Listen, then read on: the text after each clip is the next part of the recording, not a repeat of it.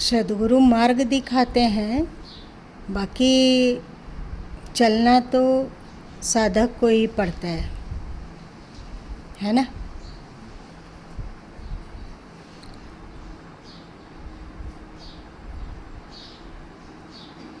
गीता 16 अध्याय का 23वां श्लोक पढ़िए आप लोग कोई। यः शास्त्र विधिमुत्सृज्य वर्तते कामकारतः न सा सिद्धिमवाप्नोति न सुखम न परां गतिम्।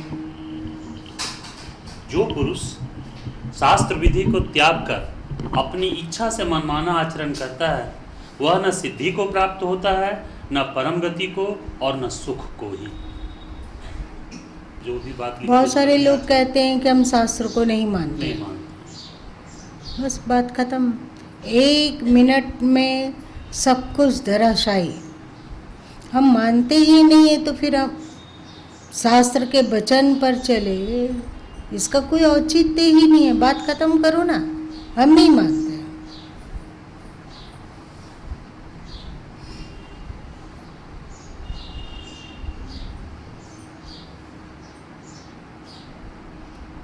प्रश्न उठता है कि किसको शास्त्र माने।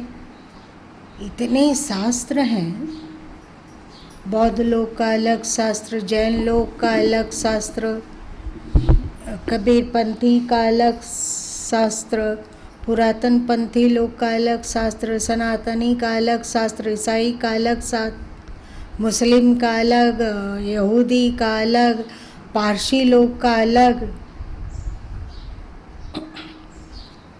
तो किसको शास्त्र कहा जाए और किसको शास्त्र नहीं कहा जाए।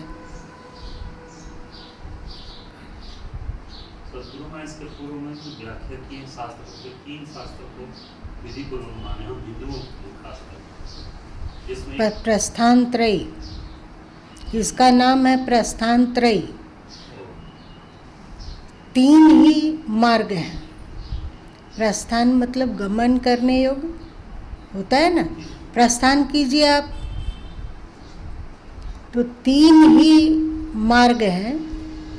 3 को अनिवार्यतः कल्याणकारी साधकों को स्वीकार करना चाहिए। पहला क्या? उपनिषद, दूसरा ब्रह्मसूत्र और तीसरा गीता।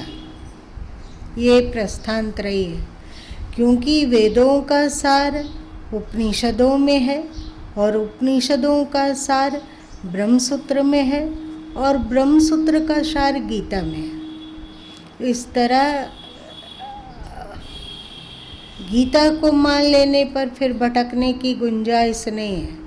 हम लोगों का मन कहता है कि जो कुछ हूँ सो मैं ही हूँ, जो कुछ मैं सोचता हूँ वही सही है, जो कुछ मैं मानता हूँ वही सटीक है, विवेक सम्मत है। इसी में 16वें अध्याय में लिखा हुआ है।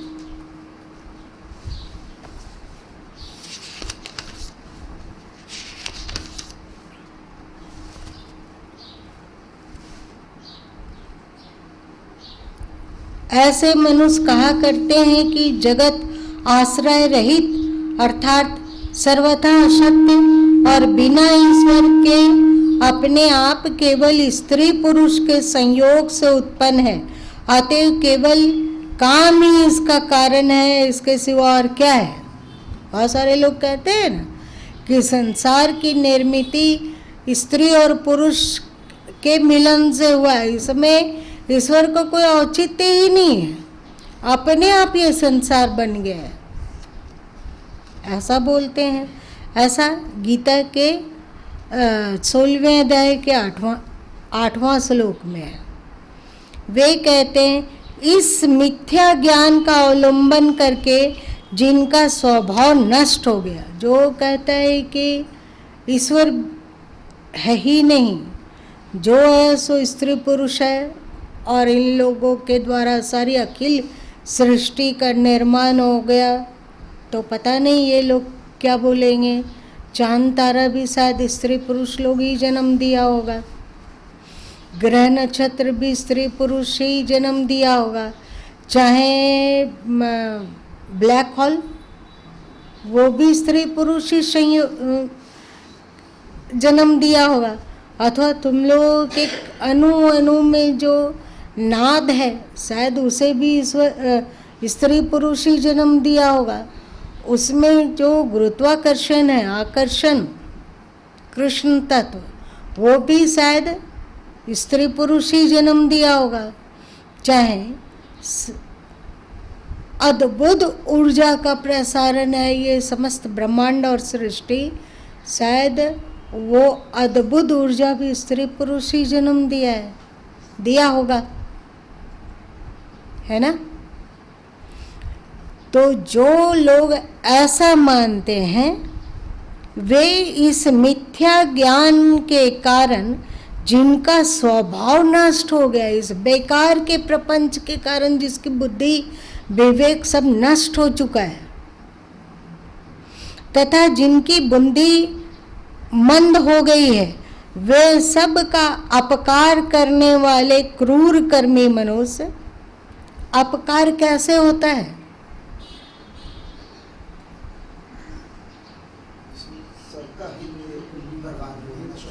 उपकार का उल्टा अपकार। कोई अच्छा सा कुछ उदाहरण दो, जीनियस महोदय, उदाहरण। अपकार करने वाले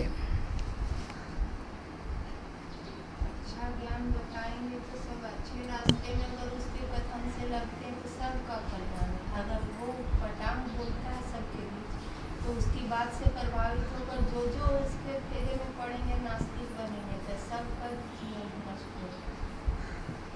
परफेक्ट। और कुछ? जैसे पंडित लोग अभी हिंसा को पूजा का नाम से बलि दिलवाते हैं, तो ये जो मनुष्य उसमें शामिल हैं तो वो सबका अपकार ही है। और कुछ?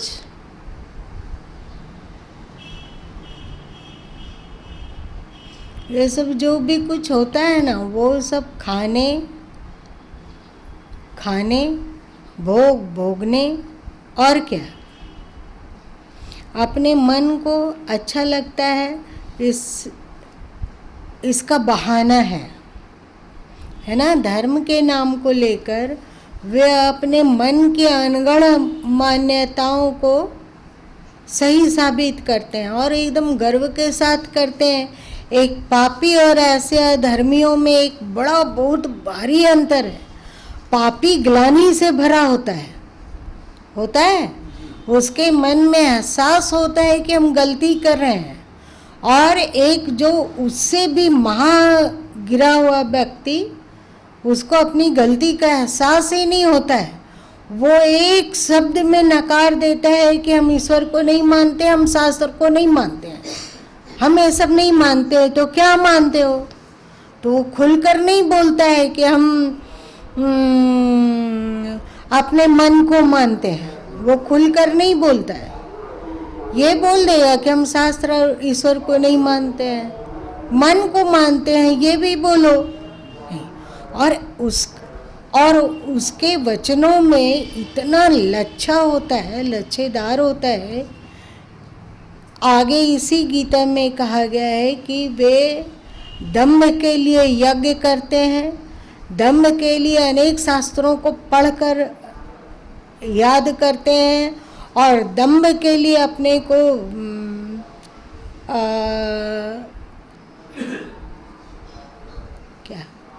अपने को किसी बढ़िया संस्था से जुड़े हुए बतलाते हैं, दम्भ के लिए। आप कहोगे कि हम सब वेद भी पढ़े हुए हैं, पुराण पढ़े हुए हैं, गीता पढ़े हुए हैं, उपनिषद पढ़े हुए हैं, तो सबका आपके प्रति स्वाभाविक ही श्रद्धा होगी ना, भक्ति होगी कि नहीं ये सब कुछ पढ़े हैं, और ये जब कह रहे हैं कि हम शास्त्र को नहीं मानते हैं, इसका मतलब इसमें बकवास चीज भरा हुआ है, तभी वो नहीं मान रहे। इतना पढ़ लेने के बाद भी यदि कोई कहता है कि हम शास्त्र नहीं मानते, मतलब वे उसको चखे और जाने की ये तिक्ता है। बेकार है, त्याज्य है, तो इसलिए उसको नहीं मानते हैं। तो इससे लोगों का अपना अपकार और दूसरे का भारी अपकार, और ये बताकर कि हमने इतने सब शास्त्रों को पढ़े तो दूसरे को प्रभावित करना बड़ा सरल हो जाता है, होता है। आप लोग पढ़े होंगे ये पंचतंत्र की कहानियाँ में कि एक बिलाड़ था, वो बड़े बड़े माला को पहन लिया और तिलक लगा लिया और कहने लगा कि मैंने जीवन में बहुत पाप किया है, अब मैं हिंसा नहीं करता हूँ, तुम सब अपने बच्चों को छोड़ के जा सकते हो मुझ पर। पक्षी लोगों को बोला, शुरू में तो विश्वास नहीं हुआ, लेकिन वो उसके सामने एकदम धर्म में बना रहा।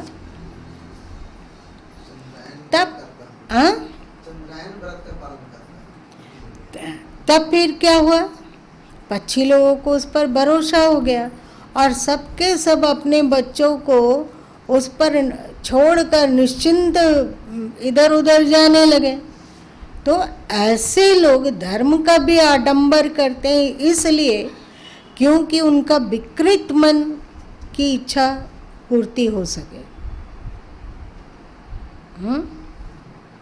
धर्म आडंबर लेते हैं ताकि हमारे ऊपर कोई संदेह ना करे और हम अपना मनमानी करते हैं। हाँ, संदेह नहीं करे वो तो बात है ही, और साथ साथ उसकी ओर बहुत सारे लोग आकर्षित होंगे, और जब आकर्षित होंगे तो अपना उल्लू सीधा करना बहुत आसान होगा। अभी भी ऐसे ऐसे बहुत सारे साधु लोग हैं, ढोंगी पाखंडी लोग, जो कहते हैं कि हम तो कृष्ण का अवतार हैं। एक कौन थे जो ब्रह्म कुमारी से फिर अपना एक अलग संस्था खोले थे कि जैसे कृष्ण की 16,108 रानियाँ थी, जो भी हो, तो हमें भी क्योंकि उनके अवतार हैं तो हमें 16,108 बच्चियों से दोस्ती करना है। और अकल के अंधे ये बेटियां भी होती है ना, उसको भगवान इतना बुद्धि दिए, पर वो बुद्धि अपना कहाँ ले जाके रख देती है सो हमें समझ में नहीं आता है। और उसके लच्छेदार भाषण में बेटियां फंसती है और अपना जीवन बर्बाद करती है। होता है कि नहीं? बहुत सारे को गुरुआ लोग कहते हैं कि ये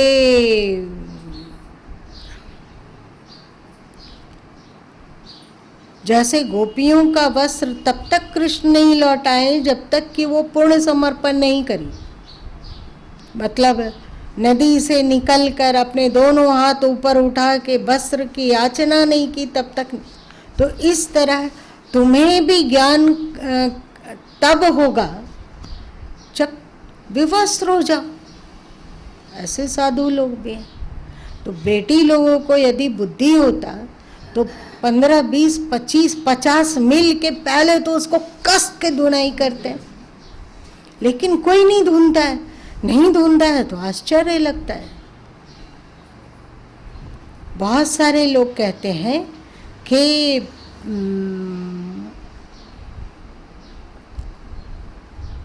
ये सब तो तुम लोग जानते हो, नहीं जानते हैं? हाँ, कैसे नहीं जानेंगे? आप समाज में रहते हैं, समाज में ये सब नहीं सुनते हैं? समाचार में कभी न कभी आता है ना।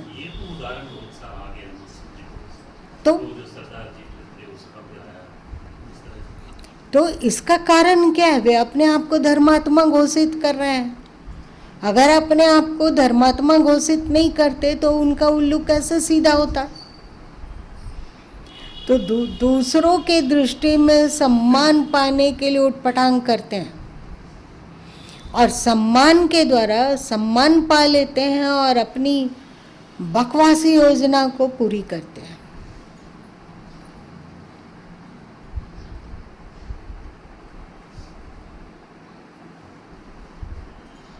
और साधु लोग को ये कहते सुना गया है कि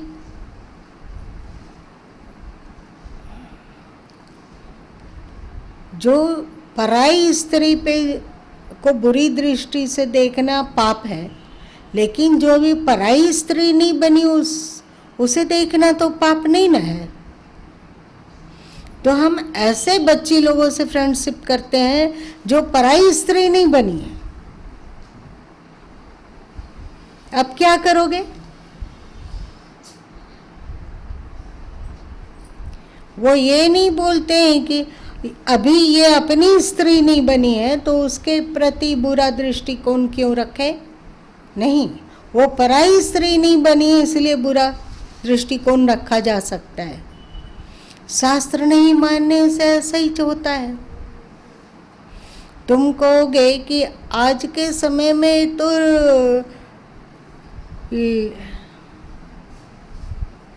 इस तरह का रिलेशनशिप आम बात है।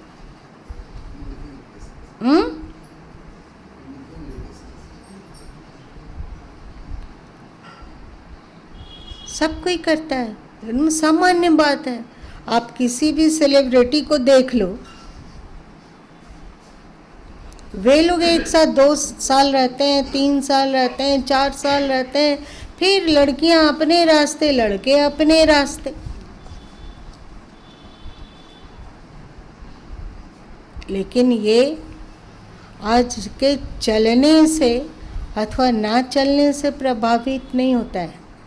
ये तुम्हारे शास्त्र में निषिद्ध है तो निषिद्ध है तो निषिद्ध है ना। आज सबके सब यदि मांसाहारी हो जाए तो क्या, क्योंकि सबके सब मांसाहारी हैं इसलिए हम लोग भी मांसाहारी हो जाएंगे।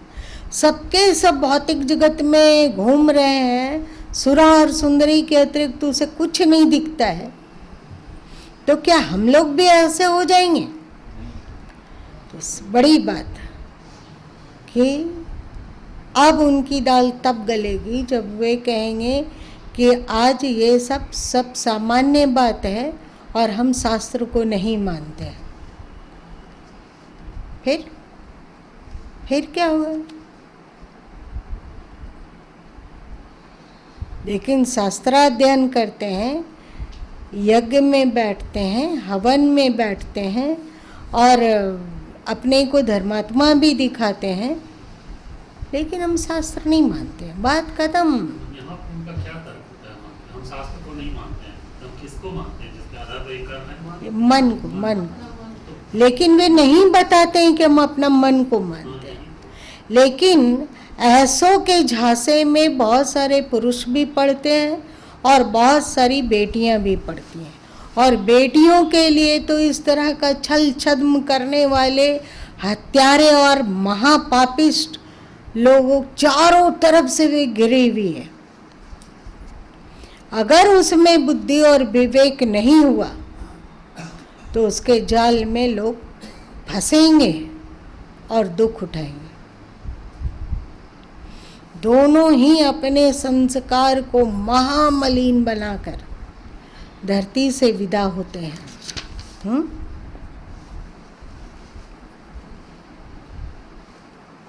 ऐसे क्रूर कर्मी अपने लच्छेदार भाषणों से अपना भी जिंदगी बर्बाद करने वाले और दूसरे की भी जिंदगी से खिलवाड़ करने वाले को कृष्ण क्रूर कर्मी कहते हैं।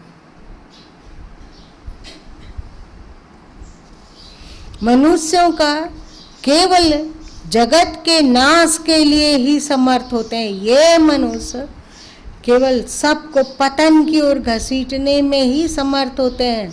हम पतन में जा रहे हैं पर ये बहुत अच्छा है, देखो हमने नाक कटाया तो हम बैठे बैठे स्वर्ग देख पा रहे हैं, वैकुंठ भी दृष्टि में आने लगी है, इसलिए सब नाक कटाओ। तो उसके देखा देखी सबको ही नाक कटाता। और जो बेवकूफ़ लोग हैं और जब उनका झुंड हो जाता है तो वे कहते हैं नहीं नहीं नहीं, हम लोग सबको बैकुंठ दिख रहा है। क्योंकि यदि सबका नाक नहीं कटेगा तो क्या होगा? तो उनको लोग मजाक उड़ाएगा। तो आप बोल सकते हो कि इस यहाँ पर दुनिया में दूध का धोया हुआ कौन है? जिसे आप लोग दूध का धोया कहते हैं वो दूध का धोया नहीं है, उसकी अंतर्गति को, उसके पेट को हम जानते हैं। जब कोई दूध का धोआ नहीं है तो हम भी दूध के धोए नहीं है, तो तुम भी बिना दूध के धुए मत बनो। कैसा कैसा जाल है। यहाँ पर कोई सही इंसान नहीं है, सब पापिष्ट लोग हैं जो दिखते कुछ है और होते कुछ और हैं। ऐसी बात वो कब तक बोलते हैं पता है? ऐसी बातें तब तक वे बोलते हैं जब तक उनके मन में चोर है। समझ में आई बात? जब वो इस गंदी प्रवृत्ति से ऊपर उठेंगे तो वही इंसान जो अभी आज तक ये ऐसी बातें कहता था वो कहना शुरू करेगा कि यहाँ पर यदि बहुत सारे बिगड़े हुए लोग हैं तो बहुत सारे सदाचारी लोग भी हैं। जब वो अपने मन के आग्रह से मुक्त हो जाएगा तो वो कह सकेगा कि नहीं, शास्त्र में जो लिखी हुई बातें हैं झूठ थोड़ी है। गीता जो कहती है, बीजक जो कहता है, उपनिषदें कहती है वो मिथ्या नहीं है। ब्रह्मसूत्र कहता है वो मिथ्या नहीं है, उसमें तथ्य है, दोष हम लोगों में है। वही व्यक्ति कहेगा। जब तक व्यक्ति विकारी है तब तक ही इन सब प्रलाप करता है। चाहे कोई कहता हो कि हम कृष्ण अवतार हैं और कोई कहता हो कि हम लाल बुझक्कड़ हैं, कोई भी कहता हो, ऐसे लोग जो अपने आप को कृष्ण घोषित करते हैं उसको चाहिए पहले कि बच्ची लोग, बेटियां थोड़ा बुद्धि ले और कहे कि अब विराट रूप दिखलाइए, विराट रूप दिखलाइए। आप चाहे आप उंगली ऐसे कीजिए और आपकी उंगली में सुदर्शन चक्र आ जाना चाहिए, लाइए। और यदि नहीं ला पाते हैं तो अब जो कृष्ण अपने को कहे तो धुलैया खा जाओगे। हम 21वीं सदी की बेटियां हैं, हमें कोई अब उल्लू नहीं बना सकता है। ऐसा नहीं हो सकता है, हो सकता है ना। और भाई लोग भी चौकन्ना रहे कि ये भ्रष्ट इंसान है, इसकी न बातों में आना है न उस पर भरोसा करना है, प्रत्युत उससे दूरी बनाना है ना। फिर कहते हैं अगला श्लोक में, वे दंभ, मान और मद से युक्त मनुष्य किसी प्रकार भी पूर्ण न होने वाली कामनाओं का आश्रय लेकर अज्ञान से मिथ्या सिद्धांतों को ग्रहण करके और भ्रष्ट आचरणों को धारण करके संसार में विचरते हैं। ये गीता 16वें अध्याय का 10वां श्लोक है। क्या बतला रहे हैं? कामना कभी ना पूर्ण होने वाली। ऐसी कौन सी कामना है जो कभी पूरी नहीं हो सकती है? पहला धन, दूसरा स्त्री अथवा स्त्री लोग के लिए पुरुष। इस कामना की पूर्ति कहीं नहीं है। तो जो इन कामनाओं के पचड़े में पड़ता है मनुष्य, ऐसे मनुष्य दंभ, घमंडी और मद, अहंकार, हम जानते हैं, बहुत जानते हैं, हम सोचते हैं वही सही है, हम मानते हैं वही सही है, बाकी मेरे आगे तो गीता और बीजक इत्यादि पानी भरते हैं।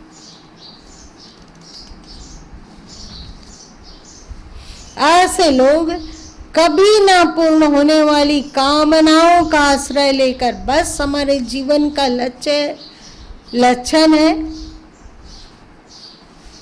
जरा सा मौका मिल जाए लोगों को, जरा सा मौका मिल जाए तो लोग धड़ाम गिर जाएंगे स्त्री पुरुष जन विषय में, अपने आप को कंट्रोल कर लेंगे।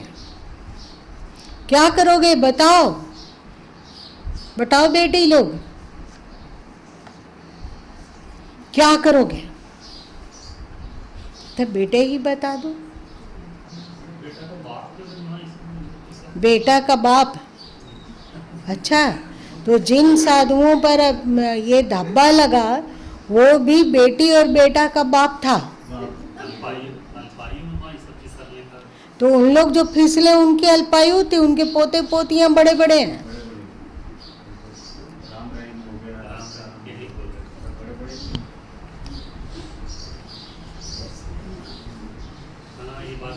सावधान रहना चाहिए, कुछ भी फैक्टर नहीं है और नहीं कभी भी इसलिए सावधानी को कभी नहीं छोड़ना चाहिए।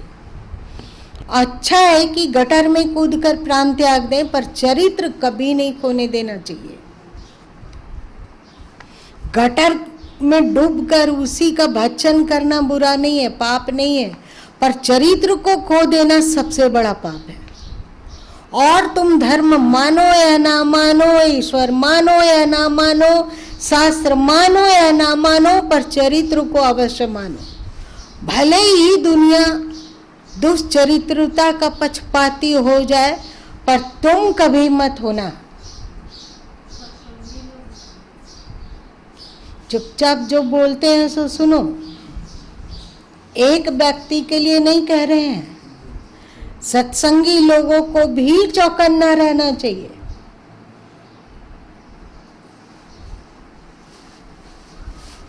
और क्या कहते हैं ऐसे लोगों को? वे मृत्यु पर्यंत रहने वाली असंख्य चिंताओं एवं कामनाओं का आश्रय लेकर विषय भोगों के भोगने में तत्पर रहने वाले और इतना ही सुख है इस प्रकार मानने वाले होते हैं।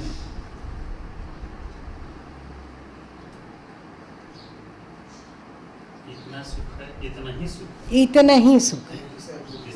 विषय भोग और रुपया पैसा मान प्रतिष्ठा, इतना ही सुख है, इसके आगे क्या है? वे आशा की सैकड़ों फांसियों से बंधे हुए मनुष्य काम क्रोध के परायण होकर विषय भोगों के लिए अन्यायपूर्वक धनादि पदार्थों का संग्रह करने की चेष्टा करते हैं। धनी होंगे तो अगले को उल्लू बनाना ज्यादा सरल है। क्या तुम लोग कहते हो? पटाना, तो अगले को पटाना सरल होगा, इसलिए धनी तो होना होगा ना। हम लोग क्या भारत भूमि में रहने वाले हैं? क्या हम लोग ऋषि संतति हैं? क्या हमारे पूर्वज कभी कृष्ण हुए हैं? ऐसे दम्भी और महालपटी लोग भी कृष्ण को भी बदनाम कर दिया। उसके प्रति लोगों की श्रद्धा होने लग गई तो उनका दाल नहीं गलने लगा, तो वो कृष्ण को कहीं 8 रानियां, कहीं 10 रानियां, कहीं 16,108 रानियां, और अनमैरिड कितनी गोपिकाएं, कितनी राधिकाएं। दृष्टि से देखो तो कृष्ण भी तो पर स्त्रीगामी है, पर स्त्री राधा से प्रेम करने वाले हैं, तो उनमें कौन सी अक्ल है, कौन सी बुद्धि है? तर्क देंगे ना। और लड़कियां भी कहेगी कि जब राधा विवाहेतर संबंध रखकर पूजनीय हो सकती है तो हम कौन सा गलत कर रहे हैं? हमारे देवी देवता हैं वे, हाथ उठा के बोलो राधे राधे,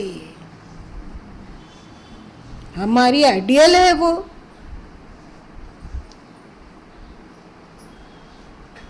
कड़वी बातें गीता के द्वारा यदि कृष्ण को देखा जाए तो पता चलता है कि ये सब कपोल कल्पित है। कौन जानता है कि भगवत पुराण हो, भगवत पुराण में राधा का नाम नहीं आता है, चाहे और कोई पुराण हो जिसमें ये सब बेवहियात की बातें हैं, वो वेद व्यास जी के द्वारा ही परिणित है, इसको हम कैसे माने? इतना देश, इतना साल तक आपका देश गुलाम रहा तो इसमें प्रक्षेप नहीं घुसा होगा, इसको कैसे स्वीकार किया जाए? गीता के कसौटी पर नहीं वो खरा उतरता है, चाहे कोई भी पुराण हो, तो वो अमान्य है ना?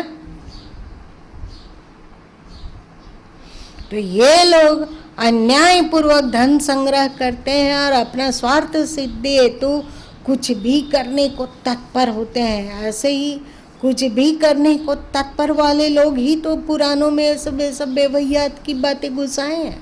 शिव और पार्वती का के लिए हम लोगों के मन में इतनी सारी भक्ति है, श्रद्धा है। आप देवी भागवत उठा के पढ़ने लगोगे ना तो एकदम मन घृणा से भर जाएगा। इतना आचरण भ्रष्ट शिव और पार्वती को बताया गया। क्यों बताया? कौन बताया ऐसा? ऐसे भ्रष्ट आचरण वाले अपना उल्लू सीधा करने के लिए उन सब में छेपक डाले हैं। यदि छेपक नहीं और वास्तव में ऐसे ही सच बात है तो ना कृष्ण हमारे पूजनीय है, ना ही शिव हमारे पूजनीय है ही मत। ये थोड़ा ज्यादा हो गई है ना? अरे तुम लोग चुप हो। और यदि छेपक ना हुआ तो क्या? वो भगवान है ही नहीं। पर किसको सच माने? एक तरफ वेद व्यास जी का कथित वचन है, एक तरफ कृष्ण का कथित वचन है। आपका भगवान वेद व्यास है कि कृष्ण है, सो बता दो। तो कृष्ण आपका भगवान है तो आप कृष्ण का वचन मानो ना। किसी पुराण कर्ता का वचन क्यों मान रहे हो? पहले जब तक बुद्धि नहीं हो, विवेक ना हो, तब तक ऐसा लोग कैसे बोलेंगे? कृष्ण को रिजेक्ट बाद में करना, पुराण के परिप्रेक्ष्य से कृष्ण को रिजेक्ट मत कर देना।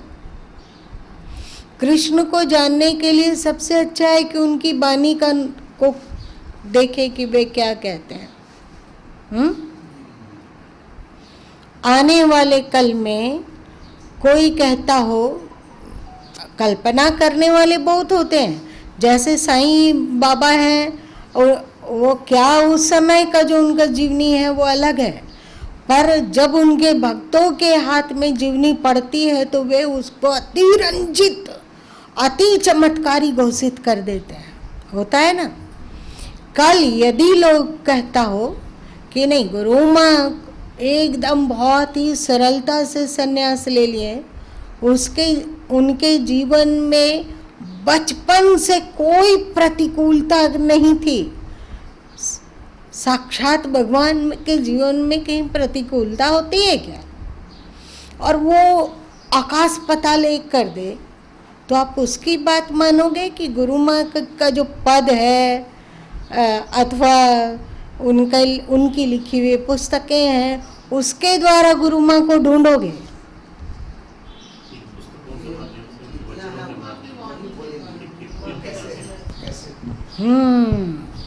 तो छोड़ो पुराण कर्ता को, आ जाओ गीता कर्ता पर।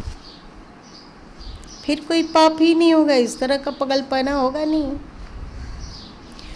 वे सोचा करते हैं कि मैंने आज यह प्राप्त कर लिया है और अब इस मनोरथ को प्राप्त कर लूंगा, मेरे पास इतना धन है और फिर भी यह हो जाएगा, इतना धन और हो जाएगा। वह शत्रु मेरे द्वारा मारा गया और उन दूसरे शत्रुओं को भी मैं मार डालूंगा। मैं ही प्रभावशाली हूँ, ऐश्वर्य को भोगने वाला हूँ, मैं सब सिद्धियों से युक्त हूँ और सभी ज्ञान विज्ञान और समझ हमारे में है। मैं बड़ा धनी और बड़ा कुटुंब वाला, मेरे समान दूसरा कौन है? मैं यज्ञ करूंगा, दान दूंगा और अमोद प्रमोद करूंगा। इस प्रकार अज्ञान से मोहित रहने वाले तथा अनेक प्रकार से भ्रमित चित्त वाले मोह रूप जाल से समावृत और विषय भोगों में अत्यंत आसक्त असुर लोग महान अपवित्र नरक में गिरते हैं। कह दो कि हम शास्त्र नहीं मानते हैं, गीता नहीं मानते हैं, मन को मानते हैं, अपनी इच्छा, अपनी सोच, अपनी मान्यता, अपनी समझ, अपनी बुद्धि। हमारे पास जो बुद्धि है वो कृष्ण के पास कहाँ? बोलो।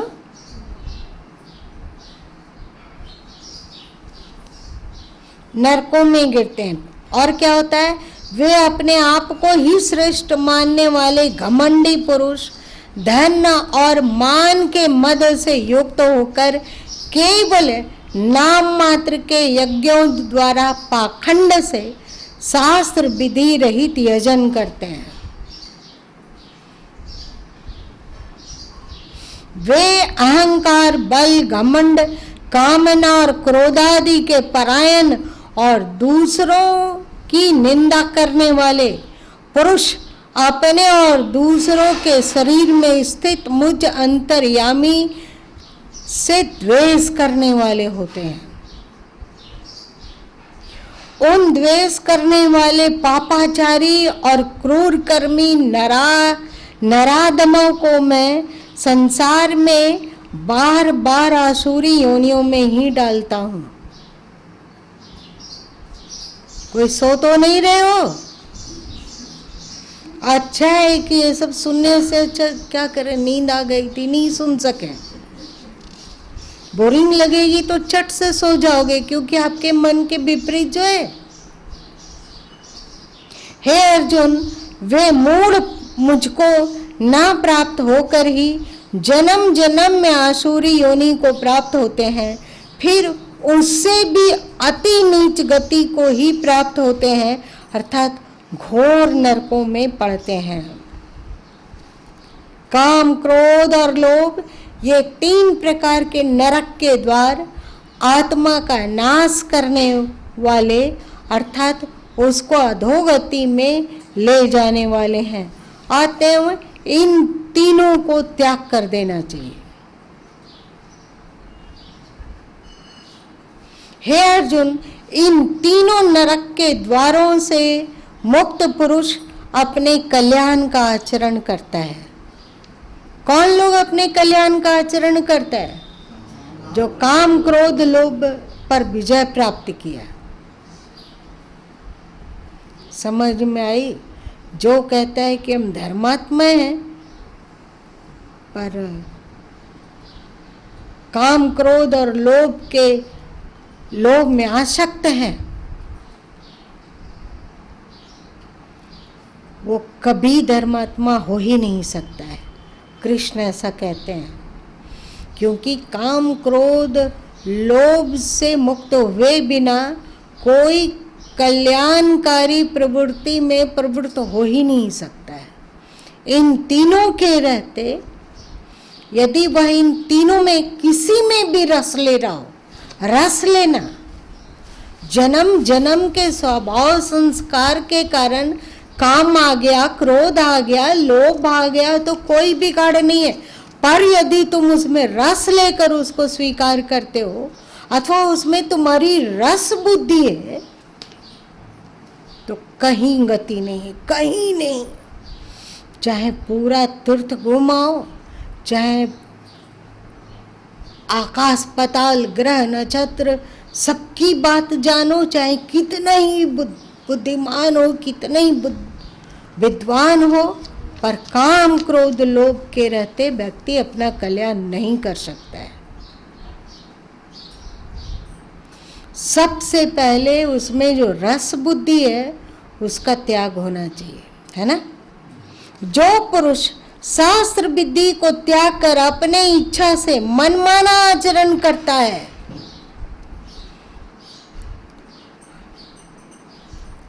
मनमाना मतलब जो मन को अच्छा लगता है, वह न सिद्धि को प्राप्त होता है, न परम गति को, और न ही सुख शांति को प्राप्त होता है।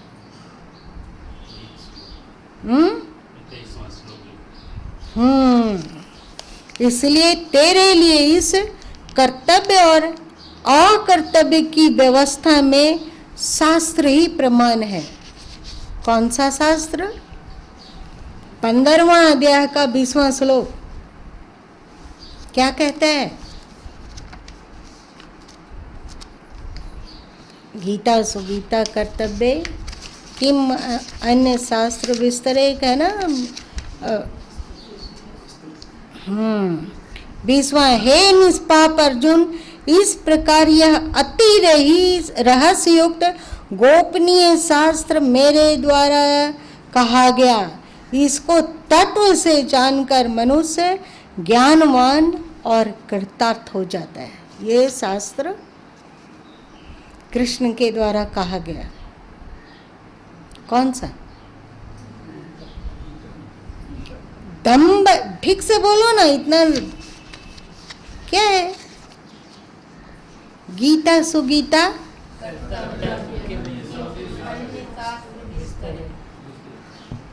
गीता का गान करना और गीता को अपने जीवन में अपनाना कर्तव्य है। अन्य शास्त्रों के विस्तार में क्या पढ़ना? इसमें कहीं लिखा हुआ है यह आसुरी वृत्ति को मानने का तो मानो, और इसकी भर्त्सना की गई है। ये बहुत कीमती लगा। सुबह इसको पढ़ा गया, देखा गया, और गुरु माँ दांतों तले उंगली दबा लिए कि अरे इससे आगे बढ़ चुके हैं, पर इस पर गौर नहीं हुआ कि कितना सटीक एक ही जगह सब कुछ कह दिया गया कि किस किस चीज़ से बचना चाहिए और अपने जीवन का निर्धारण, अपने जीवन को कैसे सही मार्ग पर चलाना चाहिए, है ना। आज इतना ही रहने दो, क्योंकि आज आखिरी दिन थी नवरात्रि का। कल हवन है। हाँ, 8 बजे एकदम निश्चिंत हो के आइए। जब शास्त्र का इतना महत्व है तो इसी बहाने हम लोग बीजक शास्त्र के द्वारा, बीजक शास्त्र क्यों शास्त्र है? गीता के प्रतिकूल उसमें कुछ लिखा हुआ है क्या?